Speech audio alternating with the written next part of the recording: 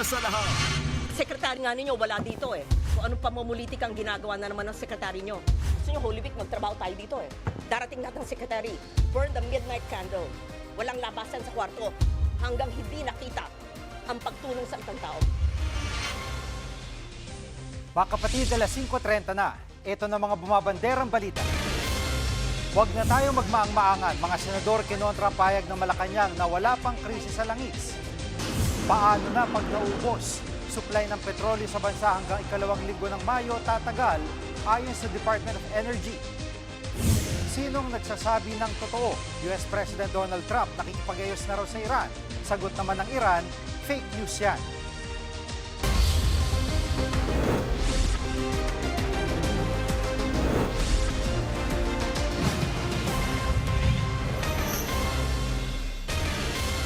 May krisis na ba sa langis o wala? Magkasalungat ang pananaw dyan ng Malacanang at mga senador. Live mula sa TV5 Media Center, nangungunan sa balita si News 5 Cent Correspondent Mayan Los Baños. Mayan, una sa lahat, nagalit si Senator Loren Legarda dito sa headlines natin. Nakita na sa pagdinig ng Senado kanina, anong naging dahilan niya? Jiggy, tama ka. Uminit ang ulo at nanermon Senator Loren Legarda sa pagdinig ng Senado kanina kaugnay nga sa epekto nitong lumalalang girian sa Middle East at ano ba ang plano ng ating bansa kaugnay niyan. Kanina kasi, Jiggy, nagkaroon ng pagdinig yung ad hoc committee ng Senado na tinatawag na PROTEC kung saan imbitado ang marami sa mga ahensya ng gobyerno na rumiresponde nga dito sa issue ng Middle East War at mismong mga cabinet secretaries talaga o yung pinuno ng mga departamento ang dumalo. Pero absent si Energy Secretary Sharon Garin kaninang umaga. Kaya yan yung kinainit ng ulo ni Senator Loren Legarda. Ang tanong ng senadora, ano daw ba yung kinabibisi ni Secretary Garin at bakit wala siya sa hearing? Meron pa raw bang mas importante kaysa sa pagbuo ng isang crisis plan? Isa pa yung kinainit ng ulo ni Senator Legarda ay nung mabanggit naman ni DOE Undersecretary Sales na yung dahilan kung bakit daw hindi na-release yung pondo na dapat ay supplemental budget mula sa PNOC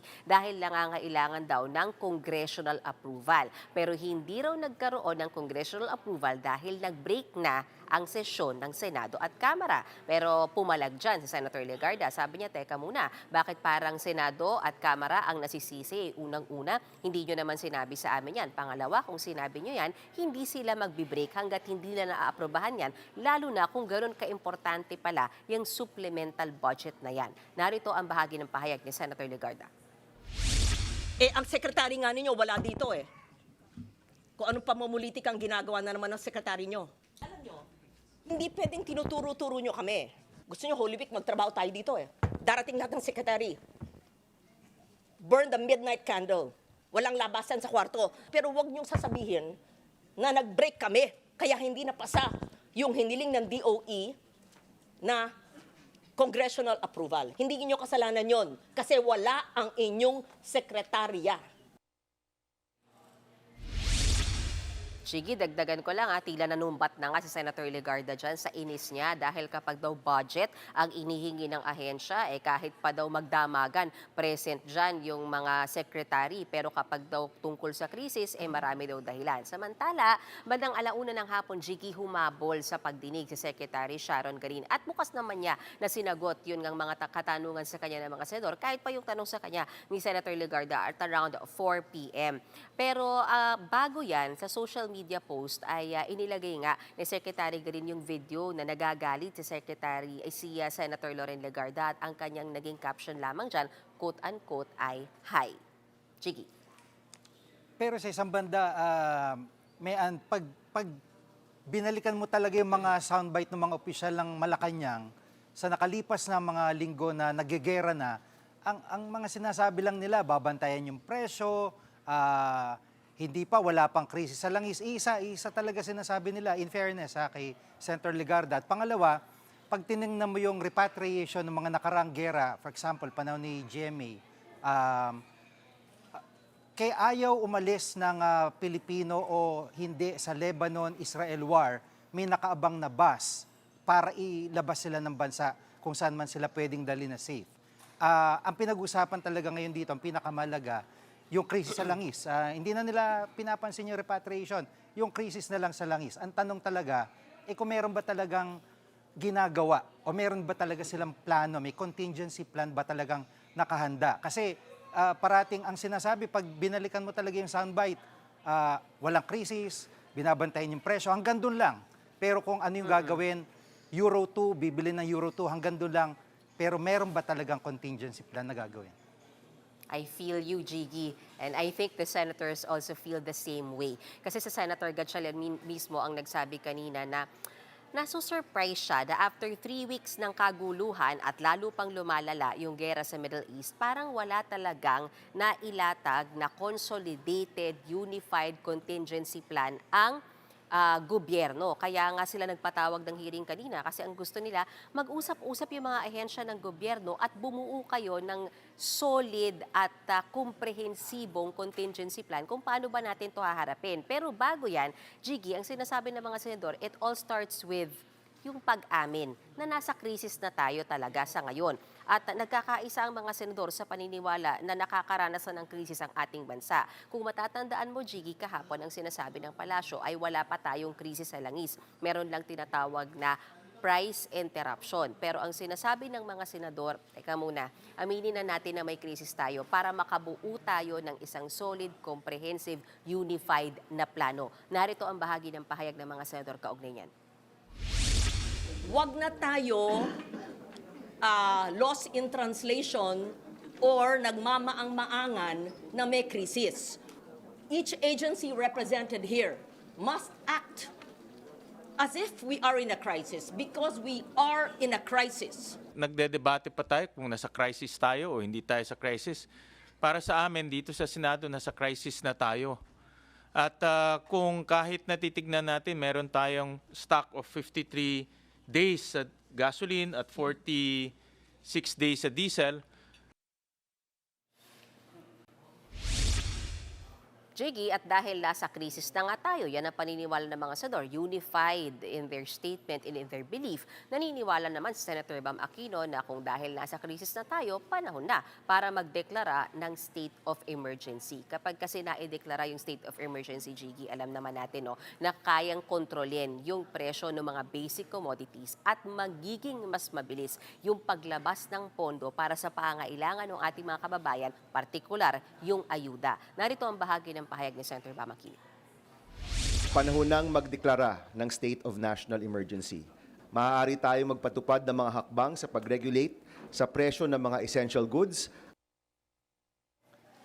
At mayan kahapon sa report ni Brian Casillo, kinoconnect ng PNP na pwedeng tumaas yung bilang ng krimen kapag yung naghihirap talaga yung taong bayan. Yun ang sinasabi nila, yun ang context nila.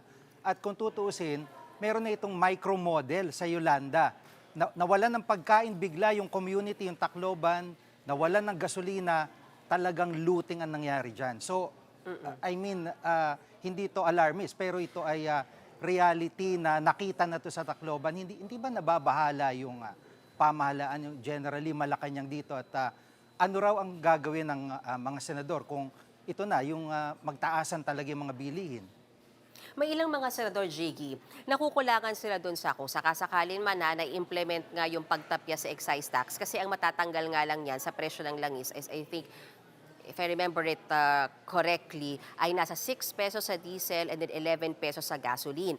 Kaya ang question na kanina na lumulutang dun sa pagdinig ng Senado, what if, aside from suspending the excise tax, let's also suspend the 12% VAT? Lalo na doon sa pagkain na kadalasang binibili ng mga mahihirap nating kababayan. For example, mga delata, sardinas, noodles, at pati na rin sa mga over-the-counter medicines. Kasi pag idadagdag mo yan, wala kang 12% VAT. Ang sinasabi kasi sa Senator Legarda, ngayon lang naman, habang nasa krisis tayo na pinagdadaanan dahil nga sa gera sa Middle East. Kung tanggalin mo yung excise tax, tanggalin mo pa yung 12% VAT sa mga selected items lang naman, medyo malaki-laki, Jiggy, ha, sa computation nila, yung mawawala o yung mababawa sa babayaran, lalo na ng mga mahihirap nating mga kababayan. Pero syempre, alam din naman daw ng mga senador na ang sasabihin nga dyan ng economic team ng Pangulo ay malaki yung foregone revenues o yung mawawala sa ating kita ng gobyerno kapag yung mga taxes na yan ay tinanggal. So basically, ang sinasabi ng ilan sa mga economic managers sa pagdinig kanina, bukas sila sa mga options na yan pero kailangan din talagang pag-aralan dahil ang iniisip, hindi lang naman mapababa yung presyo ng mga bilihin ngayon at ng langis, kundi hindi rin talaga ma-stuck yung growth ng ating bansa from now and until sa long term. So yan muna ang latest mula sa Senado. Jiggy, balik sa'yo. Yan ang ulat ni Men Los Baños live mula sa TV5 Media Center.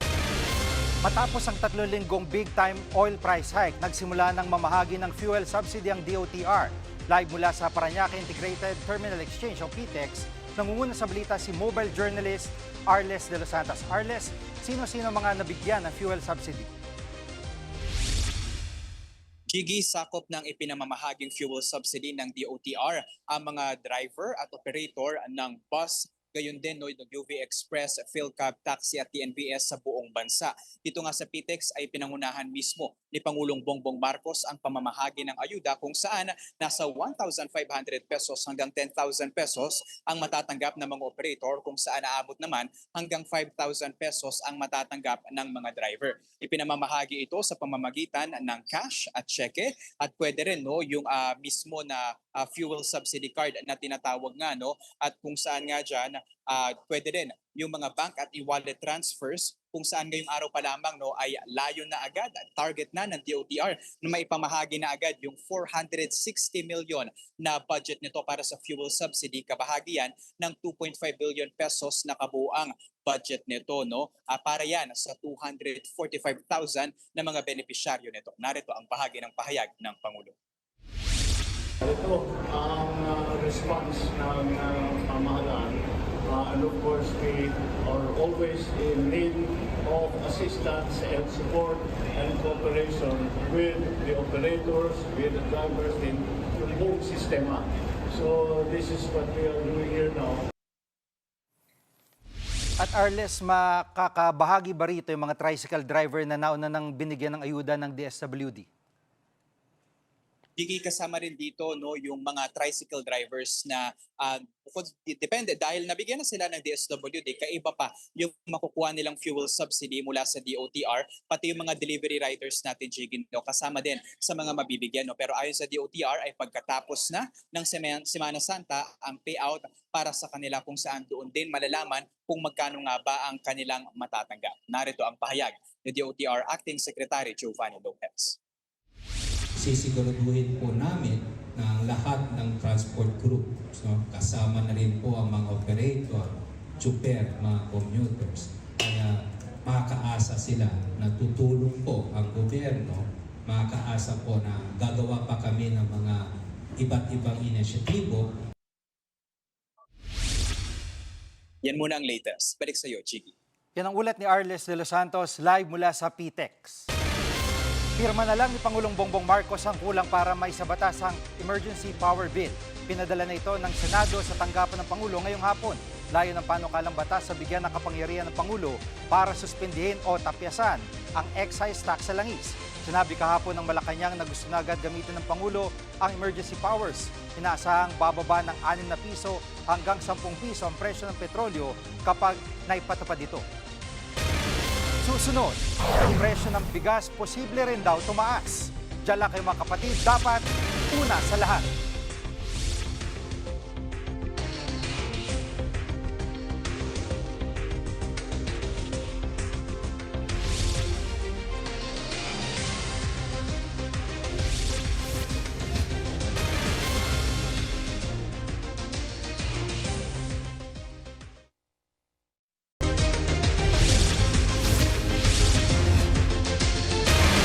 Pumalo na ng hanggang 144 pesos ang litro ng diesel ngayong araw.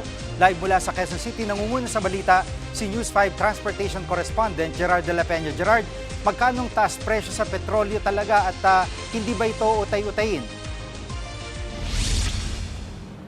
Jiggy, ayon sa Department of Energy ay 15 to 18 pesos ang itinaas ng kada litro ng diesel, 8 to 12 pesos naman ang sa gasolina at nasa 12 pesos hanggang 22 pesos naman ang kada litro ng kerosene. Kaya naman, ang pump price ng diesel ay umaabot na mula 107 hanggang 144 pesos, depende do sa klase ng diesel. 82 hanggang 112 pesos naman ang kada litro ng gasolina at 165 pesos naman ang kada litro ng kerosene. Yung tungkol naman do sa tanong mo kung ito ay utay-utay, may mga oil companies na nagpatupad ng staggered increases o yung utay-utay na pagtaas nga ng presyo. Pero merong iba naman na ginawa itong isang bagsak. Jiggy. At sinasabi ng DOE na parang hanggang May na lang itong supply, hindi ba nila napapag-usapan yung pagrarasyon? Jiggy, tama. Hanggang sa unang linggo ng Mayo yung tinatayang supply ng langis natin. Pero posible raw na at least ma-prolong itong supply natin kung may matipid daw tayo sa paggamit. So sa ngayon, hindi pa raw kailangan ng pagrarasyon. At nakahanda pa raw bumili ang DOE ng 2 milyong bariles ng langis. 20 billion pesos ang itinabi ng pamahalaan para dito. Kung saan yung 400,000 barrels dito nakasecure na at yung 600,000 barrels ninegotiate pa ng pamahalaan. So itong 2 million barrels ito ay good for 2 weeks supply natin at yan yung tinatrabaho ngayon ng DOE. Yung ibang petroleum products naman natin, Jiggy, katulad ng LPG, tatagal pa ito ng 23 hanggang 97 days o 3 buwan pa. Tapos kinukwento rin sa atin ng Department of Energy, patuloy pa rin daw yung pagdating ng mga supply na in-order ng mga oil companies bago pa man sumiklab yung gulo dyan sa Middle East. Pakinggan natin ang naging pahayag ni Energy Secretary Sharon Garin. We are doing all diplomatic channels, all our contacts. PNOC is also reaching out to all suppliers and traders. So consistent po. Ang delivery kasi only takes 1 week if it's in Southeast Asia, and some are arriving today. At Gerard, pumayag ng DOE na magbenta ng Euro 2. Meron na ba mga nagbebenta nito? Jiggy, sa ngayon wala pa tayong alam na oil company na nagbebenta nitong Euro 2. Pero alam mo, nagpahayag na ng konting parang reservation yung iba't ibang grupo tungkol dito. Ang sabi ng ilang oil companies, mukhang mahihirapan sila magbenta nito kasi kailangan pa magkaroon ng investment sa karagdagang tangke sa mga gas stations. Tapos itong Automotive Association of the Philippines, medyo sinabi nila na parang baka mauwi ito sa pagkasira lamang ng makina ng ibang mga sakyan. Pakinggan natin ang kanilang pahayag. Medyo hindi ganun kadali, no? Medyo malaki yung cost din yan. At saka pangalawa, meron ding space requirements. Magbabara injector mo. Okay, it is corrosive. So nasisira, hindi lang nagbabara, nasisira pa yung injector mo. Jiggy, may dagdag ko lang itong papagamit ng Euro 2 na diesel alternative lamang at gagawin lamang ito kung talagang walang-wala na raw. Yan muna ang latest. Balik sa'yo, Jiggy. Yan ang ulat ni Gerard de la Peña live mula sa Quezon City. Nagbabalang Department of Agriculture sa posible ring pagtaas ng presyo ng bigas. Live mula sa Muñoz Market sa Quezon City rin, nangunguna sa balita si mobile journalist Fatima Baduria. Fatima, kailan posibleng tumaas naman ang presyo ng bigas?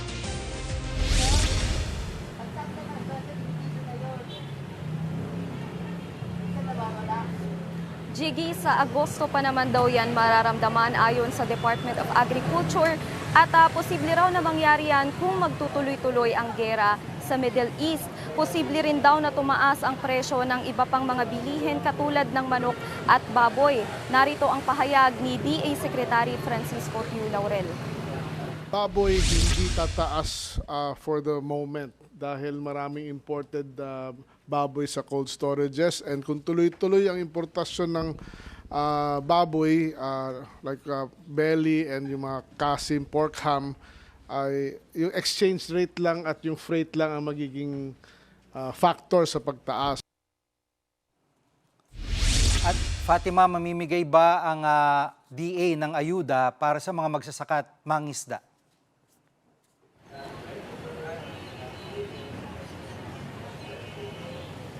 Yes, Jiggy, sisimulan ng ahensya ang pamamahagi ng ayuda sa April 6. Makakatanggap ng higit 2,000 piso ang mga mangingisda at magsasaka. Higit 4 na milyong mangingisda at magsasaka ang nakaschedule tumanggap ng ayuda at sa April 2 na raw ilalabas ng Department of Budget and Management ang pondo sa ayuda.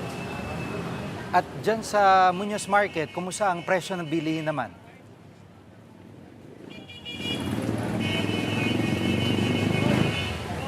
Jiggy, walang pagtaas sa presyo ng mga bilihin dito sa Muñoz Market simula noong nakaraang linggo. Ang lokal na bigas nga ay nasa 48 pesos to 52 per kilo habang ang imported na well-milled naman ay 53 to 58 pesos. Ang premium ay umaabot ng 60 to 63 pesos. Sa presyo naman ng gulay, 140 pesos per kilo ang ampalaya habang ang repolyo ay 50 to 70 per kilo. 80 pesos naman ang kilo ng talong. Ang bawang naman ay 160 pesos per kilo habang ang sibuyas ay 130 pesos per kilo. Sa presyo ng karne, ang isang buong chicken 220 pesos.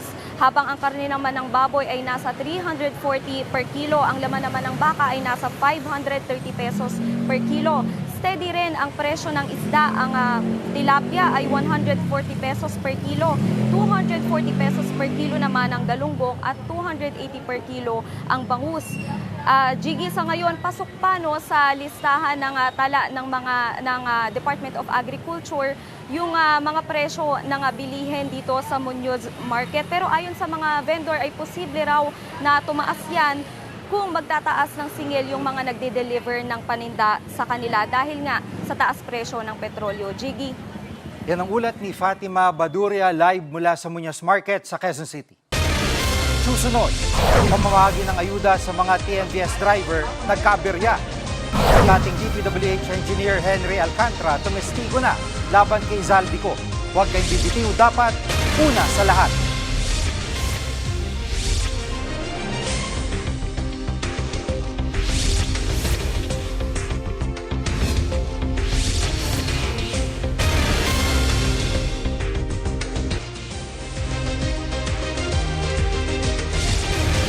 Nagsimula ng mamahagi ng ayudang DSWD sa mga TNVS driver pero hindi naiwasang magka-aberya.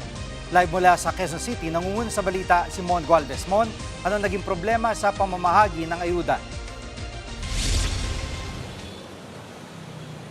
Alam nyo, Jiggy, mga kapatid, gaya ng nangyari sa mga tricycle driver noong nakaraang linggo, marami ring mga TNVS driver ang wala sa listahan kaya hindi pa mabigyan ng ayuda. Dito sa payout site sa Quezon City Memorial Circle, pumila mga tsuper ng mga ride-hailing apps. Kailangan lamang kasi ng driver's license at photocopy nito para makakuha ng ayuda. Ang kaso, kahit may dala kang mga requirements, pero kung wala ka naman sa listahan ng mga benepisyaryo, hindi ka pa rin papayagang makakubra. Nagtataka nga lang ang ilang mga nawala sa listahan, Jiggy, dahil mga legit at rehistrado naman daw sila bilang mga TNVS driver. Malaking tulong pa naman daw sana itong 5,000 pesos na matatanggap. Narito ang pahayag ng ilang mga TNVS driver na bigong makakuha ng cash assistance. Masakit isipin na matagal ka na at veterano ko ng driver pero wala pa rin doon sa master list ng LTFRB yung pangalan ko. Hindi naman po kami mabibigyan ng apps ng Grab kapag hindi kami active. Napakataas ang gas. Kahit yung 5K sana yun, kahit 2 araw talaga namin gas ngayon kasi napakataas ang gas. Parang maabot ng 2.5 ang gas namin ngayon eh. Mon, anong sabi ng LTFRB? Bakit nawala sila sa listahan? Lumalabas, Jiggy, na inamin ng LTFRB na kulang pala ang mga isinumiting listahan ng mga transport network companies o yung mga TNCs. Tanging ang mga nasa active list lang daw o yung mga aktibong driver ang nasa listahang ibinigay sa ahensya. Hindi rin kasama rito sa listahan yung mga tinatawag na tempo driver o mga temporary driver o yung mga on-board o nagmamaneho na kahit may mga kulang pa sa ilang requirements gaya ng mga prangkisa. Sa kabuuan, mahigit 34,000 pangalan ng mga TNVS drivers ang isinumite initially ng LTFRB sa DSWD. Pero lumalabas na 7,000 ang inalis dito ng DSWD dahil sa mga maling datos o di kaya naman nakitaan ng duplication. hindi naman bababa sa 1,000 apektadong TNVS driver. Dito lamang yan sa Quezon City ang nagpalista ulit sa mga kinabibilangan nilang TNC at umaasa sila na mapabilang na sa susunod na batch ng payout oras na may sumite na itong naturang listahan sa LTFRB at saka sa DSWD. Yun nga lang, hindi pa tiyak sa ngayon kung kailan ba mangyayari ang susunod na payout o kung kailan sila mabibigyan na ng ayuda. Kailangan daw muna kasing tapusin ngayon yung iba pang hanay ng sektor ng mga tsuper na apektado sa kanilang binibigay na payout. Narito ang pahayag ng LTFRB. Gusto namin lahat, regardless. Ang utos ng Presidente naman, bigyan lahat Walang maiiwan. Regardless if they're active, not active, paminsan-minsan lang, isama nyo. Mon, yung sa ibang mga tsuper na ayuda, kailan ito ibibigay? Sige, bukas, sisimulan naman bigyan ng ayuda ng DSWD na 5,000 piso ang mga jeepney drivers dito sa Metro Manila. Habang sa Huwebes at Biyernes ay yung mga delivery service drivers at riders. Habang sa Sabado ay yung mga motorcycle taxi riders. At pagkatapos naman daw ng Holy Week, bibigyan na ng ayuda, sisimulan naman ang pamamahagi ng cash assistance sa mga tricycle driver sa mga probinsya.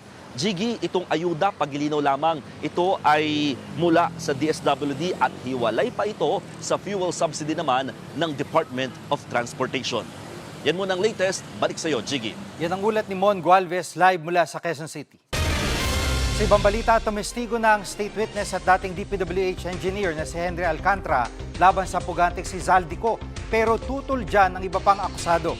Live mula sa TV5 Media Center, nangunguna sa balita si News 5 Justice Correspondent Camille Samonte. Camille, bakit daw sila tutol sa pagtestigo ni Alcantara? Jiggy, humarap sa unang pagkakataon si dismissed DPWH Bulacan 1st District Engineer Henry Alcantara sa Sandigan Bayan 6th Division. Tumestigo siya sa kasong malversation na isinampa laban sa dating kongresista at ngayoy pugante na si Zaldico at 15 iba pa. Kaugnay ito ng umano'y 289 million pesos na substandard road dike project sa Oriental Mindoro. Kinontrata ito ng SunWest Incorporated, ang kumpanyang itinayo ni Ko. Kasama sa mga sinampahan ng kaso si dating DPWH Mimaropa Regional Director Gerald Pacanan at iba pang dating DPWH Region 4B officials. Pero bago pa man magsalita si Alcantara, tinutulan ito ng mga akusado. Giit ng Defense Counsel ni Pacanan, irrelevant at immaterial ang testimonya ni Alcantara. Hindi naman daw kasi kasama si Alcantara sa flood control projects sa Oriental Mindoro. Limitado rin daw ang kaalaman ni Alcantara dahil sa Bulacan siya nakadestino. Jiggy?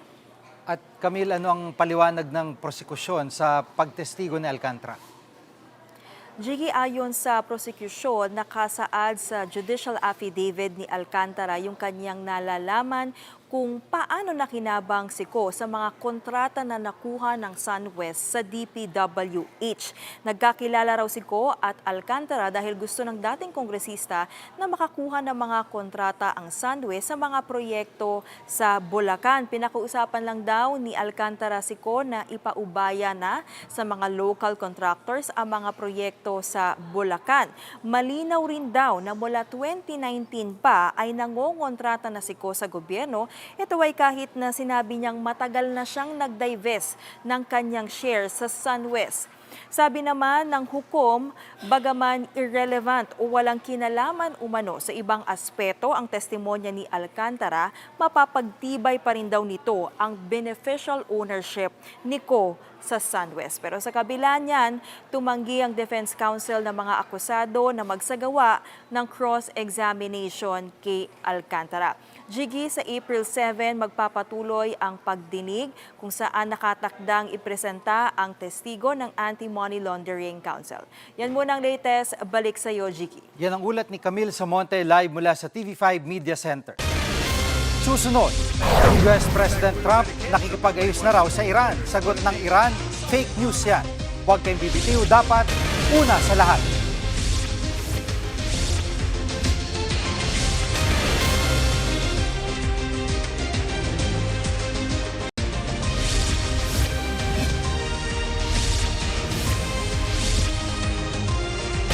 Patuloy ang magkakasalungat na pahayag ng Amerika at Iran kaugnay sa gera sa Middle East. Sino nga ba ang nagsasabi ng totoo? Sabi ni US President Donald Trump, may namumuo ng silang peace talk sa Iran. Kaya nga raw pinagpaliban nila pag-atake sa energy facilities ito. Dagdag pa ni Trump, gusto na raw ng kapayapaan ng Iran. Pero agad yang pinabulaanan ng Iran. Wala raw silang anumang negosasyon sa Amerika. Fake news lang daw ito ng Amerika para manipulahin ang financial at oil markets. Bago nito, parehong binida ng Iran at Amerika sa kanilang payag na panalo na sila sa gera. Kami ang inyong mga kapatid sa Balitan at Public Service, dapat una sa lahat. Abangan niyo po ulit kami bukas dito sa TV5, 1PH, RPTV, True TV at 105.9 True FM.